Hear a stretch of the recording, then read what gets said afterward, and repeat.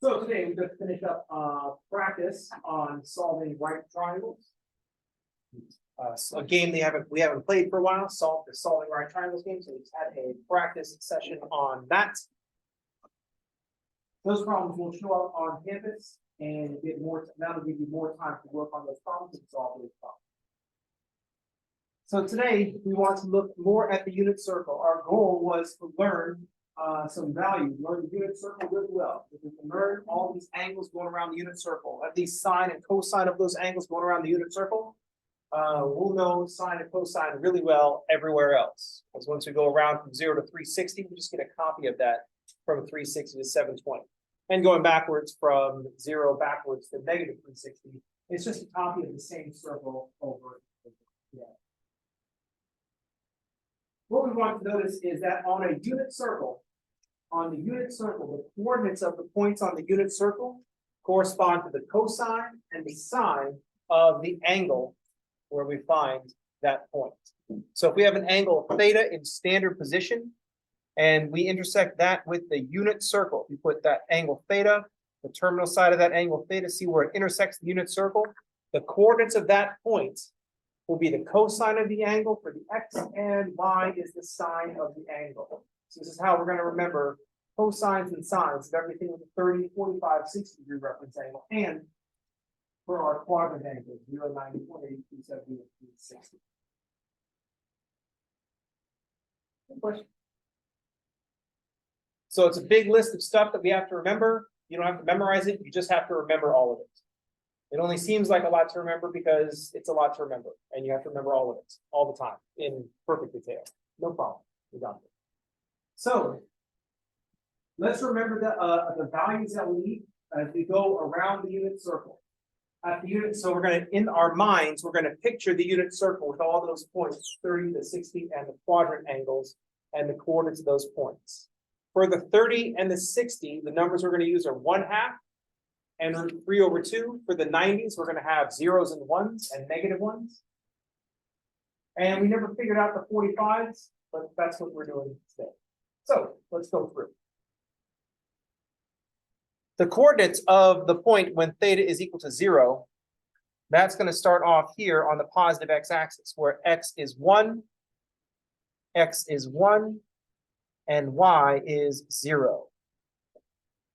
The x-coordinate of the points on the unit circle corresponding to the terminal side of 0 degrees is 1, 0. Cosine of 0 is 1, sine of 0 is 0. Then we're going to track around cosine we're going to go up to 30 degrees. The numbers that we're going to be using are √3/2 and 1/2, because that's what goes with the 30 and the 60. Cosine is going to start off at 1 and drop down to 0 by the time we get to 90. So in the first quadrant, cosine goes from 1 down to 0, and sine goes from 0 up to 1. That's what we saw in the graphs when we took theta horizontal. We saw the x-coordinate start off at 1 and drop down to 0. We saw the y-coordinate start off at 0 and go up to 1. So since we're starting off at 1 and decreasing down to 0, the first one we're going to come across is 3/2, because that's bigger. That's 0.8660. So the cosine of 30 is √3/2. I want to write it in single line syntax because of the space that I've taken up here. The sine of 30 is 1/2. $45 we didn't figure out yet. Some of you already know. 45 we didn't figure out yet, but we do know that at 60, it's like they switch. As we go from √3/2, whatever it's happening at 45, and then at 60, cosine will be at 1/2. Cosine of 60 is 1/2. And then sine of 60 is then going to be √3/2. We can also remember this by thinking of the 30-60 right triangle. With the hypotenuse of 1, the short side will be 1/2, the long side will be √3/2.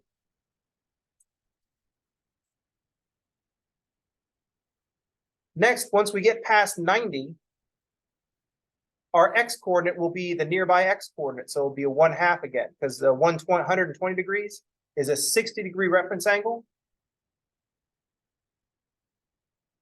So the values will be the same, but in the second quadrants, the x coordinates are negative. In the second quadrant, x is negative, so it's going to be a negative 1/2. But y is still positive, so we'll have a positive √3/2.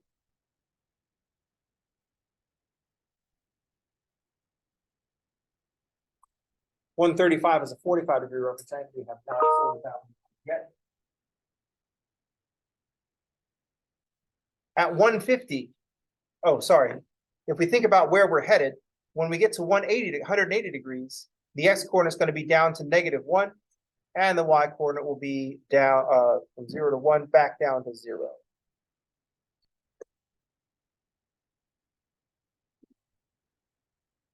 So we're going to see the x coordinate continue to decrease.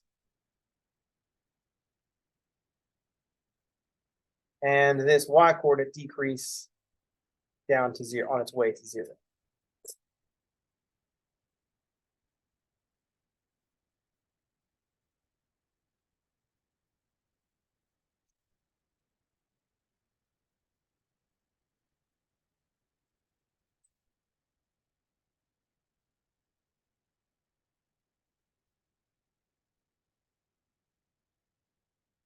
The numbers that we're putting into this table are the same numbers that we saw in those graphs that we drew, are the same as the coordinates going around the unit circle that we've already drawn.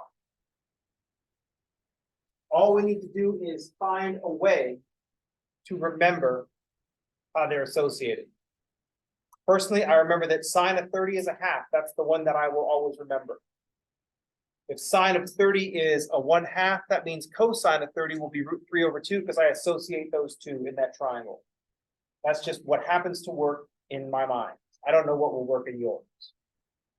And also, since I know that the 30 and the 60 are sitting in the same triangle, I'm going to use the same numbers, but opposite and adjacent are going to switch roles for the 30 and the 60. So the sine of 30 is a half. That means the cosine of 60 is a half. And so the sine of 60 will be √3/2.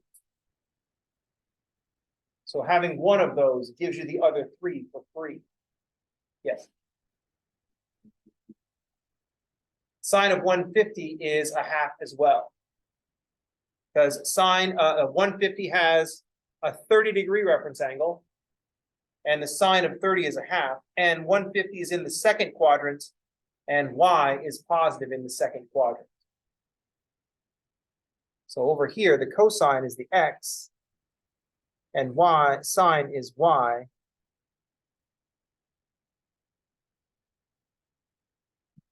And in between 0 and 90, that's quadrant 1. And between 90 and 180, that's quadrant 2.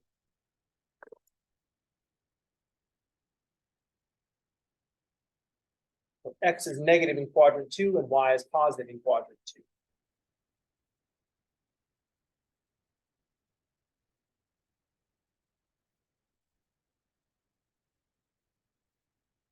We want to be able to track the x from 1 to √3/2 to √2/2 to 1/2 down to 0, -1/2, negative √2/2, negative √3/2, -1, negative √3/2, negative √2/2, -1/2, 0. √3/2, sorry, half, √2/2, √3/2, 1. Questions? Imagine those coordinates going around the circle. Imagine that graph that started off at 1 and dropped down to -1 and then back up to 1 as we went around. Imagine the graph started off at 0, then went up and then down and then up again. All you have to do is remember all of this. This is your new times table. The other thing that we have to sort out is what's going on with the 45-degree angle.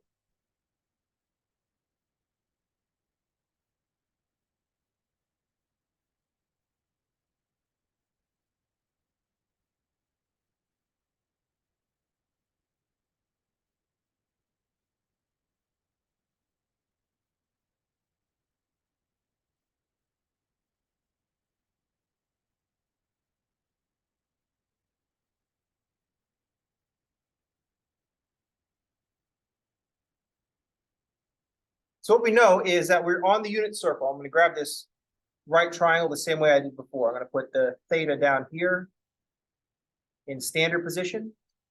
So that's where I'm going to put my first 45-degree angle. We're going to be on the unit circle, so the hypotenuse is going to be a 1. This is enough information to solve this triangle. If I've got a right triangle with one of the acute angles is 45, what's the other acute angle?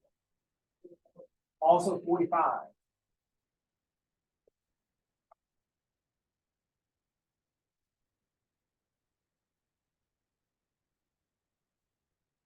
So what can you say about these two sides in this triangle?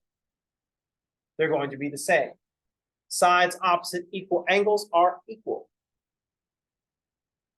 It just wouldn't work otherwise, right? We have to have that 90-degree angle. If I wanted to try to stretch this side out, I'd break one of these angles. I'd make one of the angles bigger, make the other angle smaller, mess everything up. They have to be the same size. So let's pretend that we don't know what it is.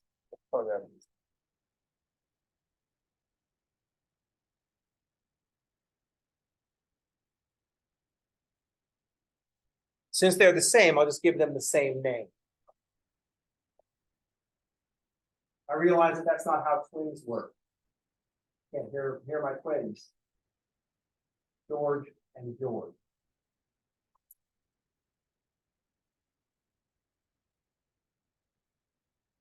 I guess someone should tell George for me. I don't know if he has twins. He's all twins. He's kind of partially junior. I'm just going to start naming my kids like we're better. My first kid, A. Second kid, B. It's the third kid, D. I don't know what happened to C. Spider's name, not satisfactory.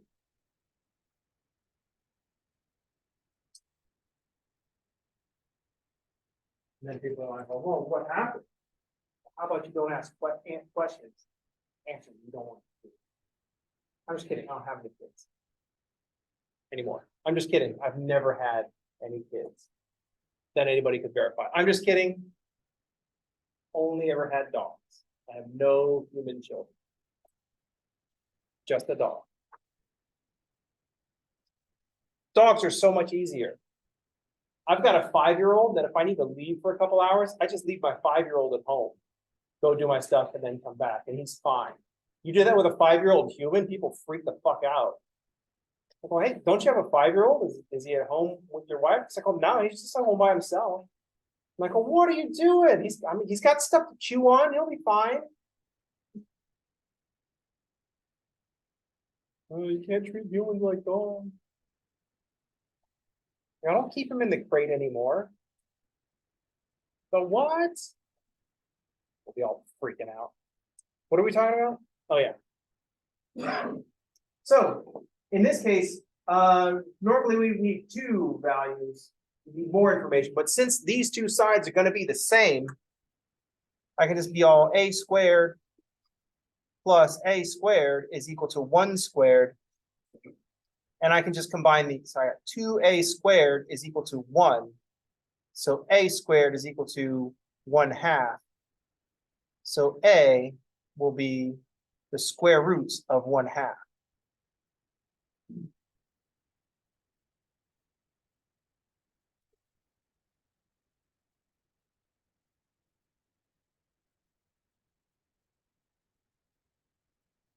When we see a number like the square root of 1/2, when we see a fraction under a radical, we don't really like to write the fraction under a radical.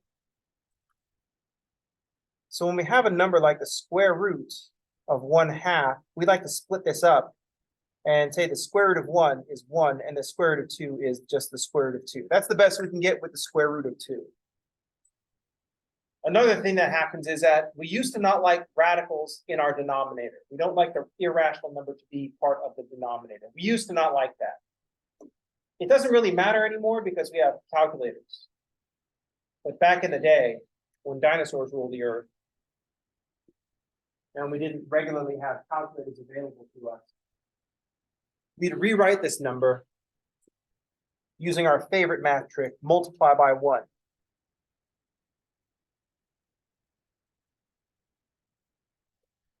So with the equivalent version of 1 over the square root of 2 is equal to the square root of 2 divided by square root of 2 of times square root of 2 is square root of 4, or just plain old 2.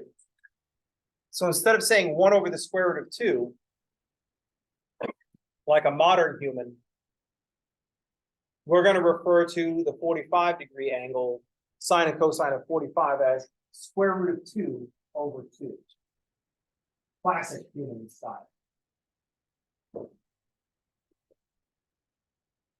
So when we get to the 45-degree angle, cosine and sine are going to be the same because the 45-degree angle, our opposite and adjacent, are both the same.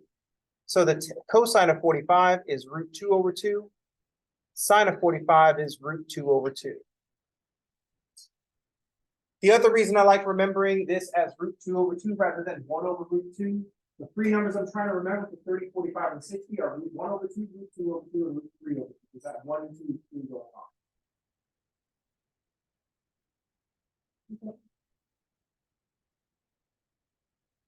So we have to recognize that 1 divided by the square root of 2 is the same as the square root of 2 divided by the square by 2. Those numbers are the same. This process, if you've been through algebra before, we refer to this as rationalization. We want to rationalize the denominator.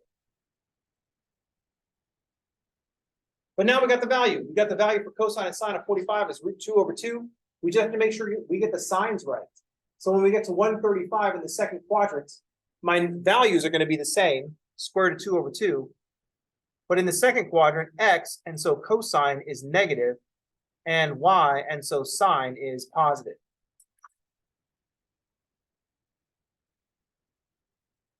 And now, once again, we can see the numbers going up and down. 1/2 is equal to a 0.5. Root 2 over 2 is about 0.7071. And root 3 over 2 we found earlier was 0.8660. So in decimal form, our numbers are 0, 1/2, 0.7071, 0.8660, and the 1. Then we'll be at 0.866, then 0.707, then 0.5, down to 0. Then negative 0.5, negative 0.707, negative 0.866, negative 1, and so on.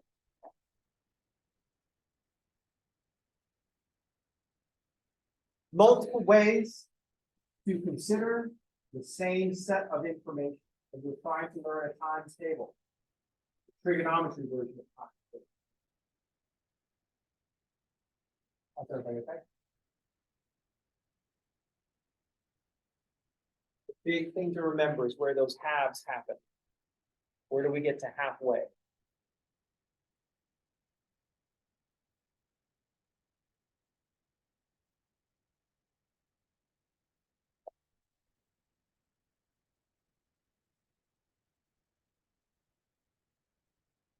Your job would be to fill out the rest of the table, to take the 180 and follow that all the way out to 360. I didn't give myself enough space to prevent me from actually just doing all of this right now. I didn't want to do the whole thing right now. This way I can confine myself to one page of notes. So we had the in-class practice for solving right triangles. We've got more unit circle and trig functions. Let's just continue to learn the unit circle going all the way around. That's going to do it for today. That's going to do it for this week. I'll see y'all on Monday. Everybody have a good weekend. Thanks for playing.